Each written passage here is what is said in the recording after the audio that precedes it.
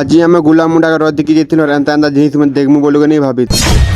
So hello guys welcome to my mini blog. तो सोगा सोले Pelosi खेत के काहे जे बोला बाबा हॉल फंती से जिनता तोली फी बार धान रो अब हीट तोरा तोरा दिख कजरा थी सीते में साफ कर दीसी पर कागर ऊपर पे नहीं सीके नहीं तो यार बाबा कवर दिस वाला ने तब हमके धान बुनी करी घर के जेबर अछि तब हम 4 बजे रद दिख जाले बाहरी जइस तो घुटक तो पूरा घर भीतर भरी आला पर घरु ने करनी बार बारता मिनिमम भी आधा घंटा जगला के घरु ने बाहर वाला काना को चला तो कमेंट करबो तो हम सीधा गाड़ी ने बसवा सीधा बाहरी जइस गुला मुंडा के केगा बाटा ने मीट पड़ी जइस हमर मोहन भाई के तो से मन जैसे सांचेर गांव में बाहरी जइस गुला मुंडा के तो फाइनली गाइस हम गुला मुंडा पहुंची जइस तो नजर अंता होचे तो भाई टाइम पुनी गला ने का करी 6 बजे थिला ने हम कहि चोपरिया गलु ता केंद्री के सुपर देखि को रहलु तो ब्लॉग ने ऐड न करि पाले तो रत होचे तो चल हमर बकटे बंद करसी पहला